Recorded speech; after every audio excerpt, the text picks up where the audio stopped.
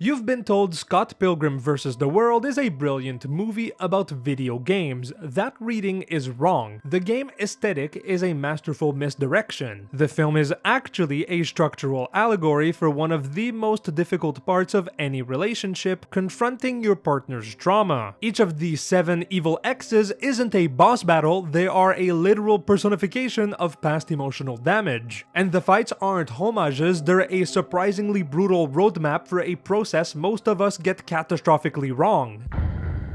To be fair, the surface of Scott Pilgrim is an immaculate construction. Director Edgar Wright meticulously translates the language of 8-bit and 16-bit gaming into a cinematic reality.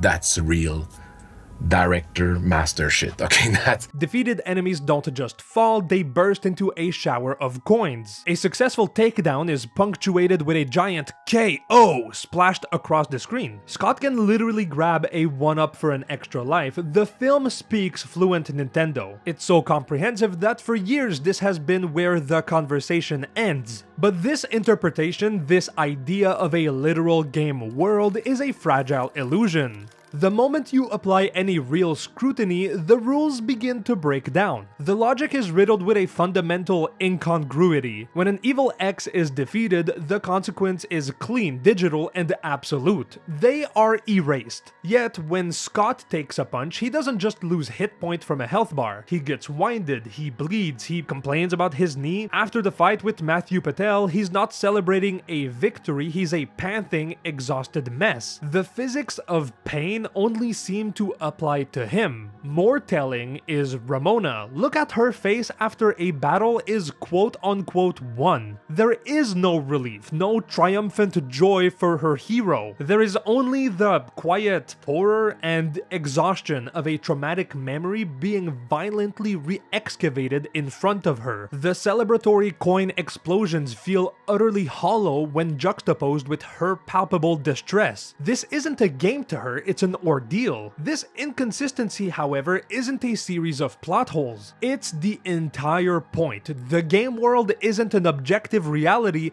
it's a subjective, stylistic overlay. It's the visual language that Scott, a man-child whose entire frame of reference is built on video games, uses to process a reality that is far too emotionally complex for him to handle. The aesthetic isn't the world, it's his world. So if the video game world is just a facade, what is it a metaphor for? What is Scott actually fighting against every time an evil X challenges him?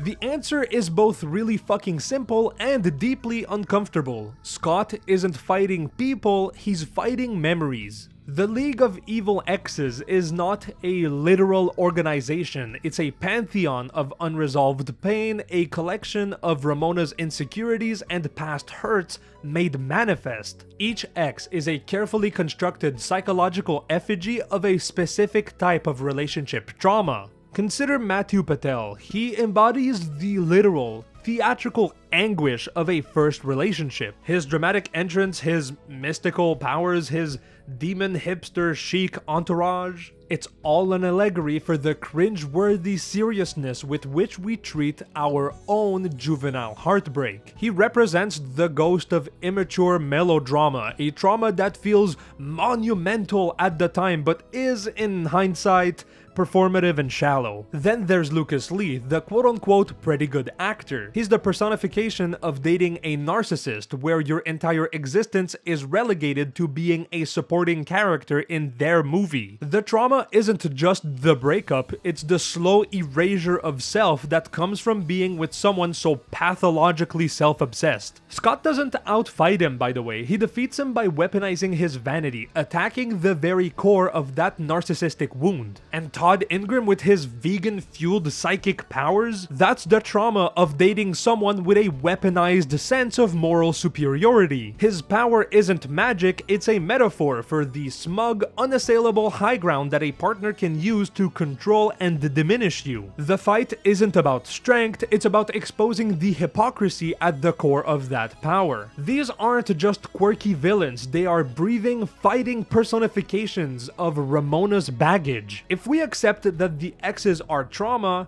how does the way Scott fights them reflect the actual messy process of a new partner trying to confront that past?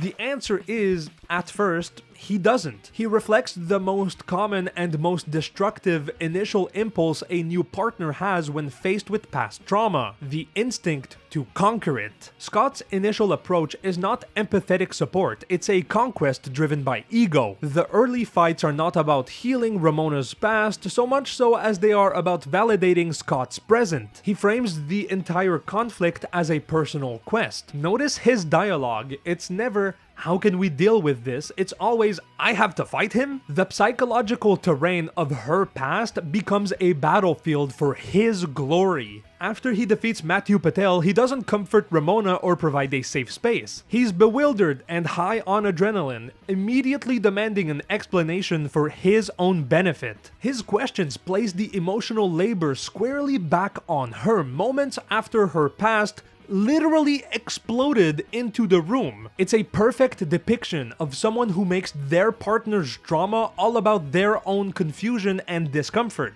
This selfish motivation becomes even clearer with Lucas Lee. The fight is triggered by Scott's own jealousy and insecurity. He isn't trying to help Ramona process the pain of being with a narcissist, he's trying to eliminate a perceived romantic threat. The entire battle is a public spectacle, and his victory is achieved through a cheap trick, not genuine strength. He treats Ramona's past not as a wound she carries, but as a personal insult to him. He isn't healing trauma, he's just violently planting his own flag on top of it. This is the allegorical brilliance of the film's early chapters. It presents a brutally honest critique of the classic masculine impulse to slay the dragon for the princess, revealing it not as heroic, but as a deeply selfish act that completely ignores the person you claim to be fighting for. But you can't just punch your way through someone's deep-seated issues. This selfish approach is unsustainable. At what point does the film show us that this strategy has to change? The strategy of selfish confrontation has to change, and the film forces this evolution with the fourth evil ex, Roxy Richter. This fight is the story's great filter. It's the point where Scott must adapt or be discarded. It's here that the model of confrontation is proven utterly bankrupt. The film makes this visually explicit. Scott is thrown around, humiliated, and soundly defeated. His old method of aggressive, ego-driven fighting gets him nowhere. Roxy is faster, more skilled, and he's hampered by his own simplistic, hypocritical worldview, stammering that he can't hit a girl. The narrative is showing us, in no uncertain terms, that his previous approach has hit a wall. He cannot win this way. For the first time, victory requires something other than his determination. It requires collaboration. Ramona has to physically intervene, fighting her own battle while Scott is relegated to the sidelines. She participates in her own healing, giving Scott the key, the intimate knowledge of a shared past. Her weakness is the back of her knees. This is not a cheat code, it's an act of trust, a vulnerable piece of her history that she shares so they can face it together. But crucially, this battle isn't just about Roxy, it's the first time the film forces Scott to confront his own garbage. Ramona explicitly calls him out on his jealousy and insecurity about her own bifurious phase. The physical fight becomes an externalization of Scott's own internal battle with his possessiveness and his past. He is literally fighting his own immaturity.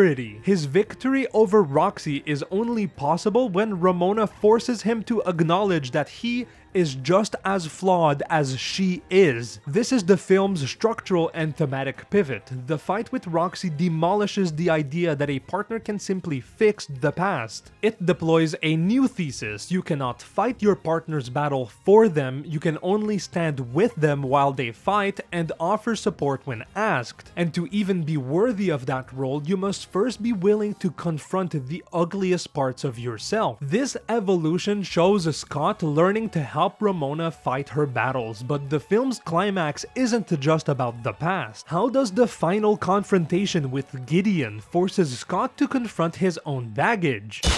The confrontation with Gideon Graves isn't just about reaching the final boss, it's about forcing Scott to look in a mirror. Because Gideon isn't just the culmination of Ramona's trauma, he's the embodiment of Scott's own worst unchecked impulses. Gideon is the architect of the entire conflict, a puppet master whose primary motivation is possessiveness and control. He literally tries to imprison Ramona in her own mind. This seems like a standard mustache-twirling villain, but the film's brilliance is in how it reveals this evil as just a more advanced stage of Scott's own initial flaws. Think about Scott's motivation when he first confronts Gideon. It's not a noble quest to free the woman he loves, it's a possessive, jealous rage. He dies. The film literally kills him for it. His initial approach, born from the same toxic root as Gideon's, the idea that Ramona is a prize to be owned, is shown to be a fatal flaw. It is a dead end, both narratively and psychologically. Gideon's power is the ability to weaponize emotional baggage to exert complete control. This is simply the logical endpoint of the path Scott was on. His early jealousy, his possessiveness, his need to defeat rivals, these are just the seeds of the monstrous tree that is Gideon Graves. The final boss isn't an antithesis to the hero, he's a dark reflection of him. He is the avatar of who Scott would become if he never evolved past his own selfishness. Therefore, the fight against Gideon is not just about freeing Ramona, it's a necessary exorcism. For Scott to truly win, he must fight and defeat the very personification of his own toxic potential. He has to kill the version of himself who believes love is about ownership. If Gideon is the external reflection of Scott's own toxic trait, how does he defeat the internal version? What is the true final battle of the movie? The true final battle of the movie is almost silent. After being resurrected by his one-up, a literal second chance at life, Scott doesn't immediately rush back to fight Gideon. First, he must face the boss that's been lurking inside him the entire time, his own shadow self, Scott. And in this moment, the film delivers its most profound and subversive message. The previous sword Scott wielded, the power of love, was a gift from Ramona. It was an external validation, and it ultimately failed him, but upon his revival, he earns a new weapon, forged not from another's affection, but from his own journey. The power of self-respect. The film is making an explicit argument here. The power required to truly succeed cannot be outsourced, it must be generated from within. What follows is the critical subversion. The classic hero's journey demands a violent battle with the doppelganger, a destruction of the negative self. Scott Pilgrim refuses. Instead of a fight, we get a conversation. Scott looks at the manifestation of all his flaws, his laziness, his selfishness, his cruelty, and he doesn't try to destroy it, he accepts it. They chat, make plans for brunch.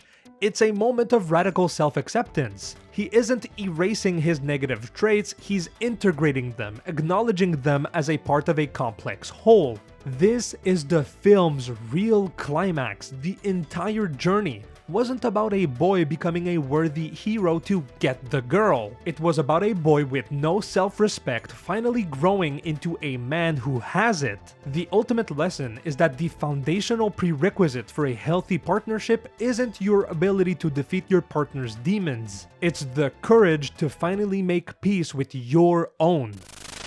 And so we arrive at the film's ultimate truth. When you piece it all together, the flawed game mechanics, the X's as embodied trauma, Scott's painful evolution from selfish ego to empathetic partner, and the final quiet victory of self-respect, a new picture emerges. Scott Pilgrim vs. the World uses the language of video games not to celebrate them, but to create a perfect structural allegory for healing. Think about it, the process is a boss rush, a repetitive grind of of confronting one issue only for another related one to appear. It's non-linear. There are false starts, setbacks, and moments where you fall back into old patterns, just as Scott briefly gets back with knives. It's a brilliant depiction of how trauma actually works. It doesn't just go away, it circles back. You don't win in a single clean fight. You win by surviving the repetition, learning from each encounter until you've finally leveled up internally. This is why the ending rejects the clean, triumphant fantasy. There is no happily ever after. There is no final kiss as the castle is saved. Instead, we get a quiet, uncertain glance, a mutual understanding, and a choice. They choose to walk through a new door together, a door that doesn't promise victory, only a chance to try. The film's final message isn't "they won," it's "they are willing to begin." This is the genius of Scott Pilgrim. It disguises a brutally honest manual for emotional growth inside the world's most vibrant and kinetic comic book movie. It argues that the prerequisite for loving someone else isn't defeating their past, but having the self-respect to confront your own. And it understands that true healing is never a finish line you cross. It's just the courage to open the next door, knowing it will be difficult, and choosing to walk through it anyway. On that note, subscribe, watch this video next, and thank you for watching.